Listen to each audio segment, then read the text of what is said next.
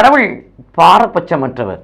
இது இயேசு கிறிஸ்துவுக்குள் பிரியமான என் சகோதர சகோதரிகளே, இந்த நிமிட நட்சத்திரிக்கு இயேசுவின் நாமத்தில் நான் உங்களை அன்போடு அழைக்கிறேன். கடவுள் பாரபட்சமற்றவர். சொன்னபடியே இந்த நாட்டில் வாசிக்கப்படுகிற மத்திய நட்சத்திரம் 20ஆம் அதிகாரத்தில் வாசிக்கப்படுகிற நட்சத்தின்படி சொன்னபடியே கூலி கொடுக்கிறார். யாருக்கு?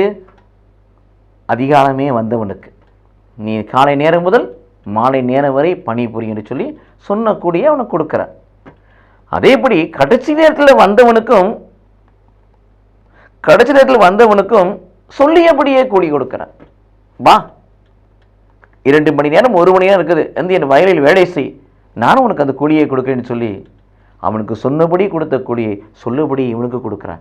ஆகவே சொன்னபடி கொடுத்த கூலியும் சொல்லியபடி கொடுத்த கூலியும் இரண்டும் ஒன்றாக இருக்கிறது. இருவருக்கும் ஒரு விதமான கூலி எதிர்பார்த்தார்கள். நாம் முன்னதாக வந்தோம், அதிகமாய் உழைத்தோம், அதிகமான கூலி. அல்லது நமக்கு பின்னதாய் வந்தவர்களுக்கு நம்மை விட குறைந்த கூலி கொடுப்பார் என்று எதிர்பார்த்தார்கள். ஆக அவர்களுக்கு கொடுக்கப்பட்ட அதே கூலியை பின்னே வந்தவர்களுக்கும் கடவுள் கொடுத்தார்.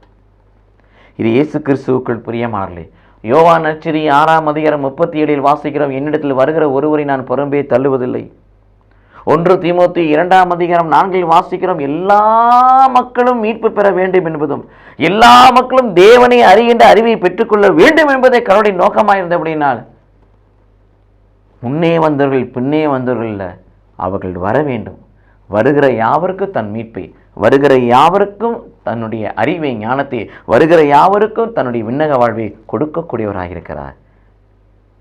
பின்னே வந்தபடினால் கொஞ்சமும் முன்னே வந்தபடினால் அதிகம் அல்ல, வர வேண்டும். அவர் முன்னையோ பின்னையோ வர வேண்டும். வருகிற பிள்ளைக்கு தன்னை தர வேண்டும், தன் ஆசிரியை தர வேண்டும் என்று விரும்புகிறார். ஆகவே தான் வாசிக்கிறோம், எல்லோரும் நிலை வாழ்வு பெற வேண்டும், எல்லோரும் இறை வாழ்வு பெற வேண்டும், எல்லோரும் முடிவில்லா வாழ்வை பெற வேண்டும், எல்லோரும் விண்ணக வாழ்வை பெற வேண்டும் என்பது உயரிய நோக்கமாய் கடவுளுக்கு இருந்தபடினா எல்லோருக்கும் அந்த வழியை வாய்ப்பை கடவுள் உருவாக்கி கொடுக்கிறார். ஏனெனில் கடவுள் பாரபட்சமற்றவர்.